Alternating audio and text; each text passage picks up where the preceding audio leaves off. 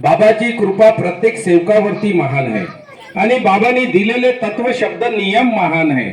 ज्यांनी याच्या परमेश्वराचे कार्य घडवले आणि ज्यांनी जसं भाऊनी सांगितलं की एका व्यक्तीला तीर्थ मिळालं तर त्यांना आराम होते आणि एका व्यक्तीला तीर्थ मिळालं तर आराम नाही होत. म्हणजे भगवंत बदलला का? नाही, आमचे विचार बदलले. आज महान त्यागी बाबा जुमदेवजींनी प्रत्येक सेवकाला तत्व शब्द नियमात बांधून दिला आणि त्या तत्व शब्द नियमाचं कार्य आम्ही केले म्हणून आम्ही आमचा परिवार सुखी झाला.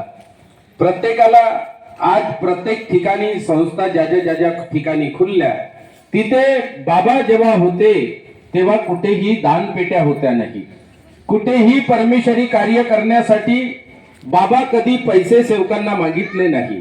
फक्त महान त्यागी बाबा जुमदेवजी जे मानव धर्माचे कार्य होत होते त्यासाठी परमेश्वरी कार्य होत होते.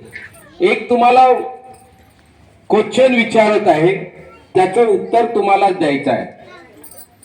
एक व्यक्ती गेला, खूप त्यांनी लहानपणापासून त्याच्या मुलाला त्यांनी हरिपाठ पासून तर भागवत पासून त्यांनी सर्व त्याला एज्युकेशनच नाही तर सर्व रामायण महाभारत पूर्ण पुस्तकं वाचन करायला दिल्या आणि तो चांगल्या ठिकाणी गेला.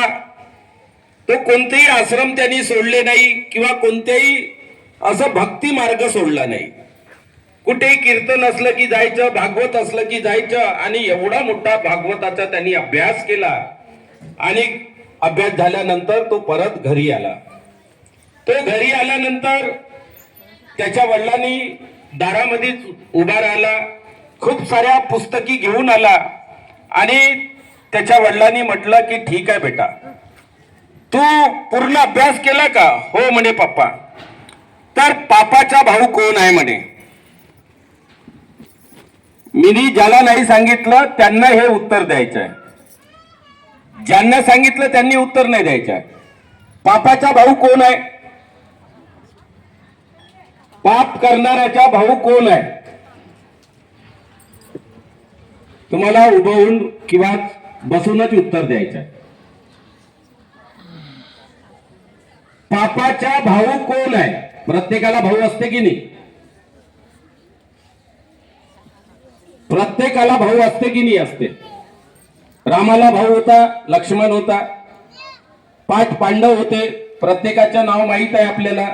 मला 3 भाऊ होते, म्हणजे मला पकडून 3 होतो आम्ही. माझ्या 2 भावाचं मला नाव माहित आहे. म्हणजे पापाचं नाव माहित असायला पाहिजे.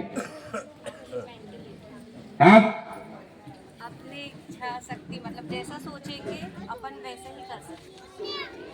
पापाचा बताओ, खड़ा हो जाओ, समझे नहीं इनको क्वेश्चन. अपनी मेंटेलिटी कि अपन भगवंत के लिए जैसी इच्छा रखेंगे अपन उसी के भागीदार बनेंगे. अगर अपन गलत इच्छा रख रहे हैं तो अपन गलत के ही भागीदार बनेंगे. जैसी अपनी सोच रहेगी वैसे ही अपने कर्म रहेंगे. बराबर. कोण आहे? मी त्याचे स्पष्टीकरण दी. ते क्वेश्चन बराबर आहे. बोल बेटा. पत्नी होईन ती. डॉक्टरच्या बायकोले काय म्हणून डॉक्टरीन, ती पत्नी झाली. मास्तरच्या बायकोले काय म्हणून, तर मग पापाची बायको पापीन झाली, हे की नाही? पापाचा भाऊ